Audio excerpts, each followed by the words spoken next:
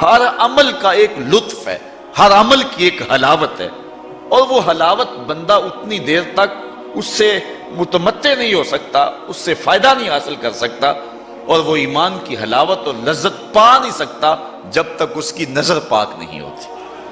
اگر کوئی بندہ چاہتا ہے کہ میرے باطن میں انوار چمکے تو رزق حلال کا اہتمام کرے، ورنہ سینہ روشن نہیں ہو سکتا، جو مرضی کر لے۔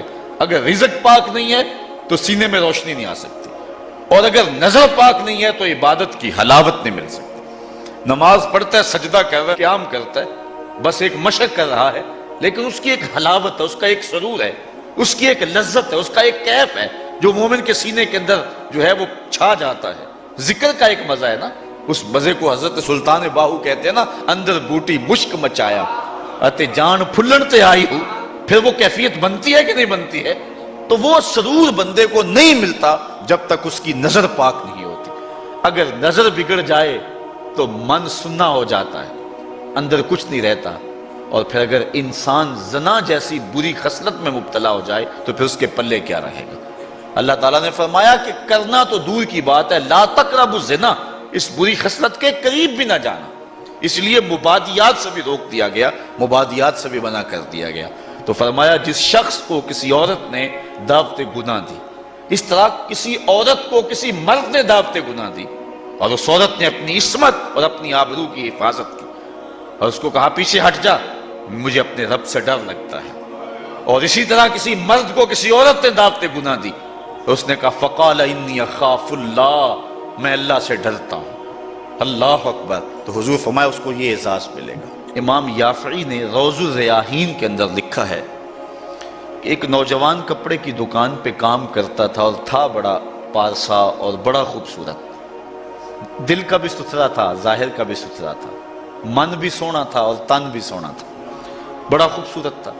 ایک عورت خریداری کے لیے آئی، اس کا دل فریفتہ ہو گیا، اور اس نے ایک ترکیب سوچی، اور دوبارہ آئی تو بہت زیادہ کپڑا خرید لیا، اور مال کے دکان سے کہنے لگی کہ میری گٹھڑی بھاری ہو گئی ہے، اس نوجوان کو کہو کہ میرے گھر چھوڑ آئے۔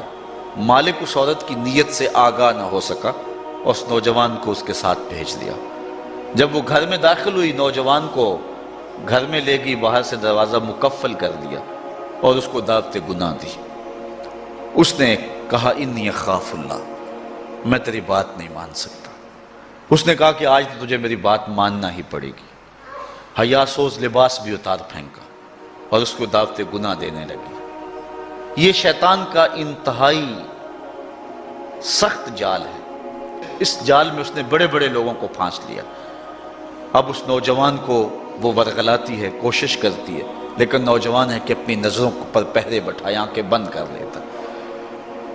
اس نے بڑے ہیلے کیے، بڑے جتن کیے، لیکن وہ نوجوان صرف سونا ہی نہیں تھا، اللہ کا ولی بھی تھا۔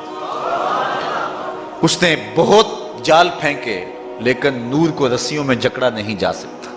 خیر، وہ نوجوان کے دل میں بات آئی کہ شیطان کا یہ جال انتہائی خطرناک جال ہے، ابھی تک تو بچتا آ رہا ہوں، ہو سکتا ہوں کہ ابھی اس کے جال میں پھنس جاؤں۔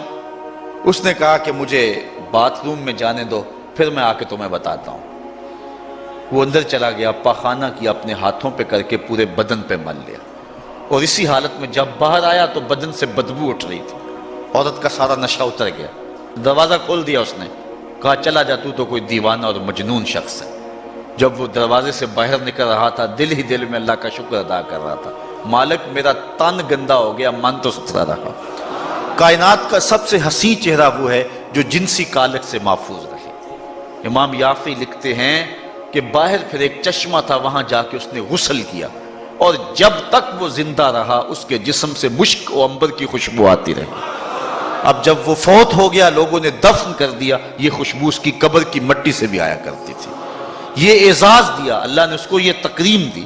بعض روایت میں اس کا نام مغیرہ بتایا گیا ہے کہ لوگوں نے اس کا نام مغیرہ مشکی رکھ دیا، کہ وہ مغیرہ جس کے بدن سے خوشبو آتی۔